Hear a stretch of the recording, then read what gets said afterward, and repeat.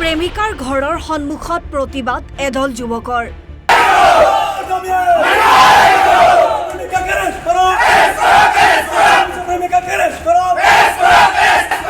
প্ৰেমিকাক গ্ৰেপ্তাৰৰ দাবী।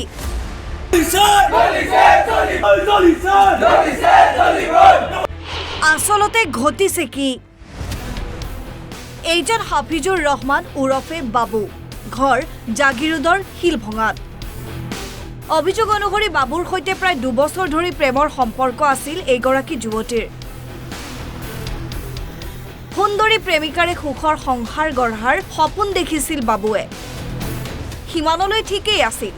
পৰিয়ালৰ অভিযোগ অনুসৰি মাজে সময়ে হৈ থকাৰ দৰে বৃহস্পতিবাৰেও প্ৰেমিকাৰে কাজিয়া হৈছিল প্ৰেমিক বাবুৰ। তাৰ পিছতেই প্ৰেমিক বাবুৱে শৌচাগাৰৰ ভিতৰত সংঘটিত কৰে ভয়ংকৰ কাণ্ড। পৰিয়ালৰ অভিযোগ অনুসৰি প্ৰেমজনিত কাৰণতে বাবুৱে সংঘটিত কৰিলে এনে ঘটনা। আমি প্ৰথমতে প্ৰয়াত আমাৰ যুৱ বন্ধু বাবুৰ চিৰশান্তি কামনা কৰিছোঁ। যোৱাকালি বাবুৱে অকস্মাত আমাৰ চিৰজীৱনক আমাৰ পৰা বিদায় লৈছে। এই ঘটনাৰ পিছতে বাবুৰ প্ৰেমিকাৰ ঘৰৰ সন্মুখত উত্তাল প্ৰতিবাদ বাবুৰ বন্ধুবৰ্গ আৰু জাগিৰোড আঞ্চলিক আমচুৰ কৰ্মকৰ্তাৰ।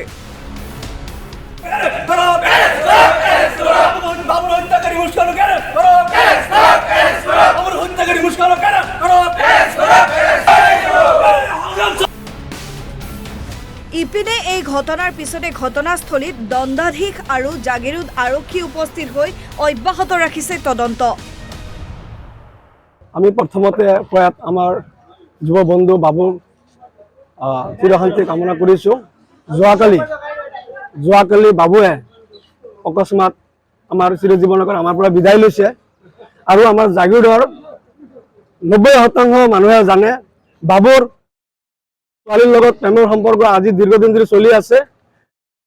বাবুৰ পৰা আজি দীৰ্ঘদিন ধৰি আপোনাৰ লুটপাট কৰি আপোনাৰ যি প্ৰবঞ্চক হিচাপে আপোনাৰ যি ভুৱাভাৱে টকা পইচা আদি কৰি বাবুৰ সৰ্বস্ব উদং কৰি বাবুক লগত এতিয়া তেওঁ প্ৰেমৰ সম্পৰ্ক নাৰাখে, বাবুৰ লগত বিয়া নহয়। আৰু সেই প্ৰতাৰণা সহ্য কৰিব নোৱাৰিয়ে বাবুৱে কালি আপোনাৰ এটা সিদ্ধান্ত গ্ৰহণ কৰিছে। আৰু আমি দাবী জনাইছোঁ য'ত ভাড়াঘৰত থাকে তাৰ ঘৰৰ সন্মুখত আজি দেখা পাইছে আপোনাৰ সহ ল'ৰা আহি প্ৰতিবাদ কৰি আছে। যেতিয়ালৈকে গ্ৰেপ্তাৰ কৰি থানাত লগাবত ৰাখি এই গোটেই তদন্তটো কৰি তেওঁক জেল হাজতলৈ প্ৰেৰণ কৰিব লাগে। আৰু এই কামখিনি প্ৰসাৰ নকৰে এই গণতান্ত্ৰিক আন্দোলন আৰু তীব্ৰতৰ হ'ব।